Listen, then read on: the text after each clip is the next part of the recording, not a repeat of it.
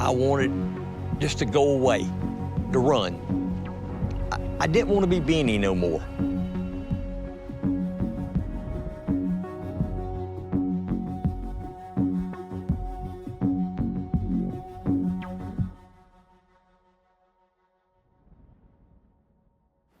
Most people don't get a second chance in life.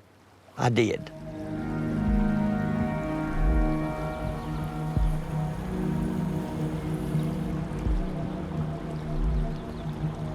My life was going nowhere. I wasn't accomplishing anything.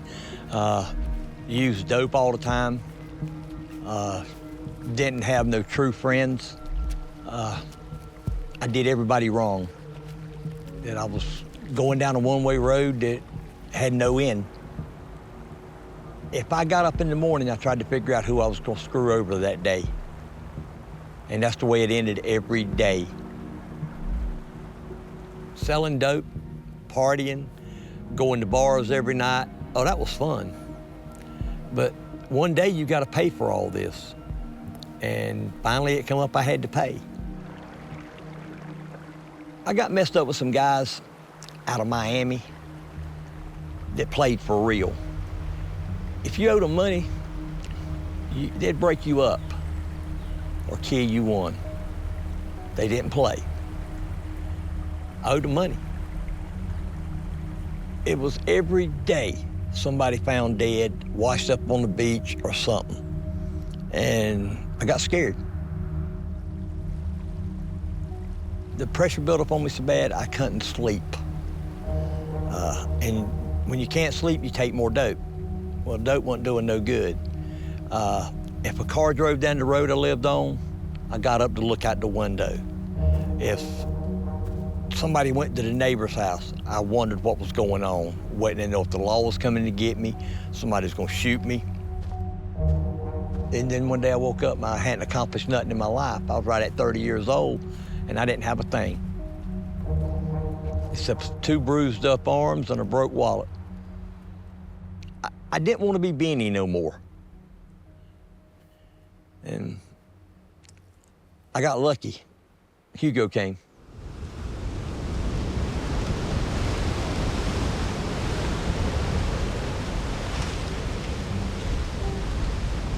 A hurricane hit the coast of South Carolina and it tore everything up. And we were supposed to go to Daytona 3 days later to get dope. My fiance and I, we were not getting along like people fixing to get married get along. We fussed all the way to Daytona. We got down there and the waves was breaking real high. It was just, right after a big storm, you got big waves.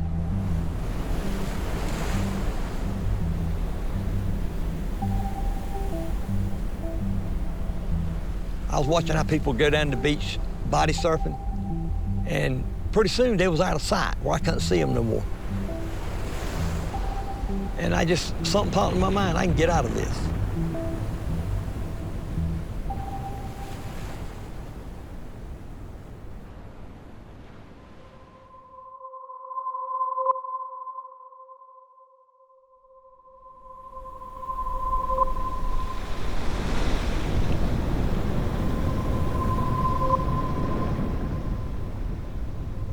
It was like doing some of the best dope in the world.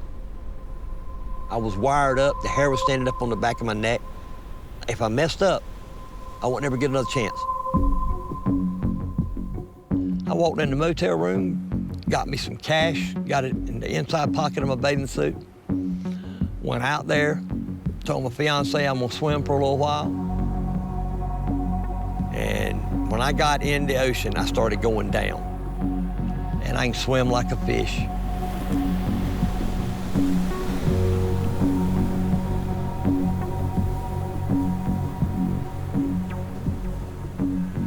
When I couldn't see her or the lifeguard tower where I was at, I come out of that beach and I was ready to go. Bought me a pair of flip-flops and a t-shirt, and I headed to I-95 just as hard as I could walk. I knowed if I made it to the interstate on foot, without anybody stopping me, I'd get a ride.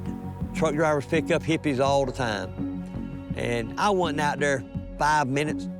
Independent truck driver stopped. Where you heading? I asked him where he was going. And he told me he was going to Judy Bonds in Ozark, Alabama. I said, that's good for me.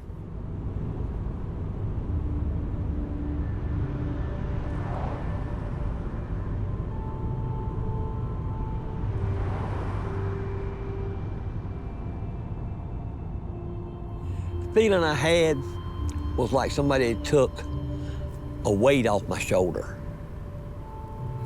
That it's like being sick and getting well. I seen a motel from the tractor trailer I was riding in that had rooms for $250 a month. I had money, and that's where I got out at. When I got to Ozark, I got clean. Now, I stayed in that motel room. I'd go across the street, get something to eat. They had a little restaurant, and I stayed in that room. When I got there, I had long blonde hair, and I cut it real short. You gotta have a name, and I couldn't just tell everybody I was Benny Went. And a girl I dated for a while called me Sweet all the time. And my favorite race car driver was Bill Elliott. So I used the name of William Sweet, and that's who I became.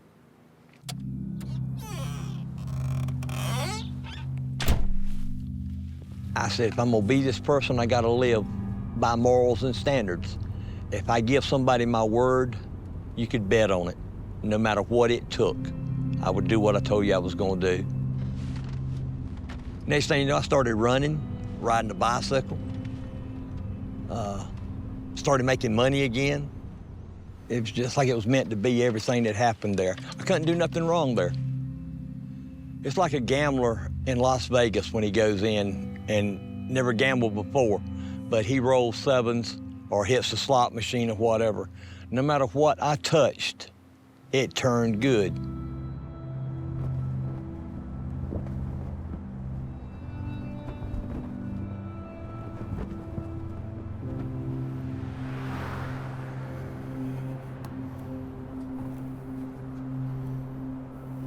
I met my wife at the restaurant across from the Highway Host Motel, the first day I was in Ozark, Alabama.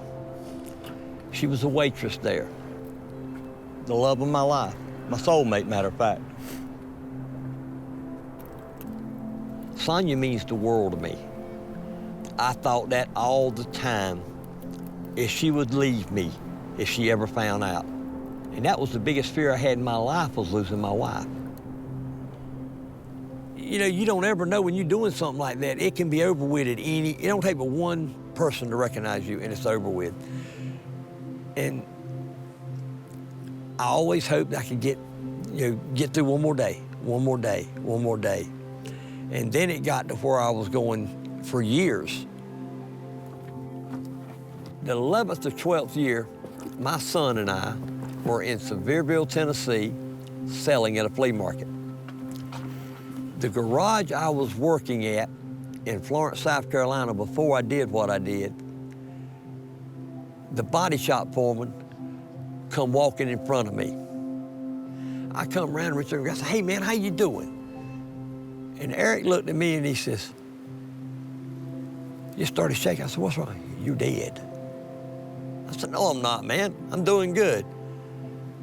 He says, you're dead.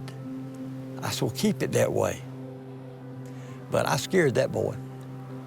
I mean, my son asked me, Dad, who was that? Just somebody I know from a long time ago, son. But I tried not to get in no trouble. I didn't drive like a fool. I drove just safe. I bet I didn't get 10 tickets that whole time, except the one in Weaverville. I couldn't get out of that one.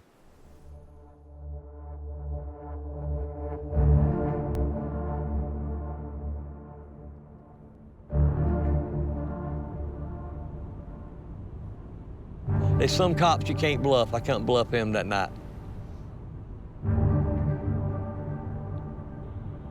When he stopped me that night, it was time to give up the ghost anyway.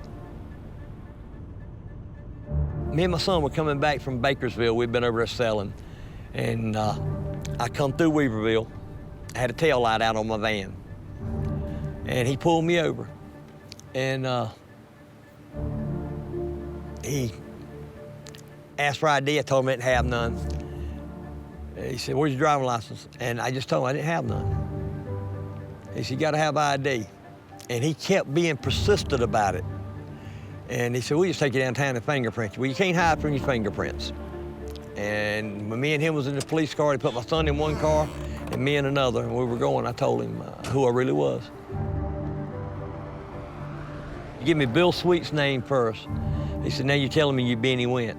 And I told him how long I'd been gone. He laughed at me. He thought I was cutting a fool. "I don't know what you're hiding from." He said, "I can't get nothing back on one." And when he ran my real name, it had been dead for so long to no action or looking for it or anything. I've been gone for 21, 22 years. I didn't know that they had turned me in to being dead for 20-something years. And they locked me up and wouldn't let me out. They finally got up with my ex-wife, and she faxed them my divorce papers and a picture of me. And the only thing they could charge me for was driving without driving license.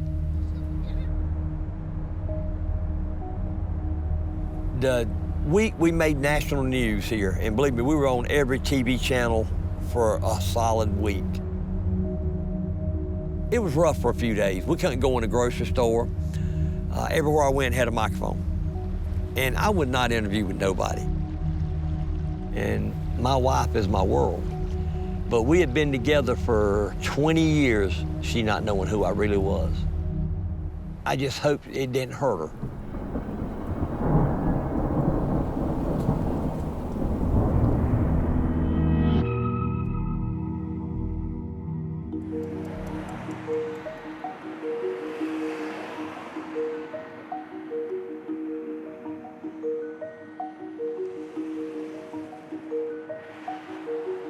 When I got out of the police department that Sunday night, when they locked me up for not being who I was, I asked my wife, I said, "Do I need to find somewhere to stay tonight?" And she said, "No, get in the car, let's go home." And a woman that sticks with you like that, they gotta love you. Now, when I got my ID back, the first thing I did was marry my wife. Made it legal. Well, the scariest thing we did was open up that Saturday morning. I had law enforcement officers from Madison County, Highway Patrol from North Carolina, just people I'd met in the grocery store, stopped by to see if they could do anything, that everything was gonna be all right, that I was welcome here, and glad that I made this my home. My life here in Madison County is people like me. For not what I've done or what I haven't done, they like me because I'm a real person. I've got a small business here. You know, we sell blue jeans and stuff up there by the road. We try to help people. We try to help the local churches if any way we can. We try to be good to people. We treat people the way we want to be treated. I reckon you say I about got it all here. I've got a good wife, I've got a home, I've got a son, a daughter-in-law. I've got good pets and good friends. I made some good friends. Something I didn't have when I left, I got when I come back.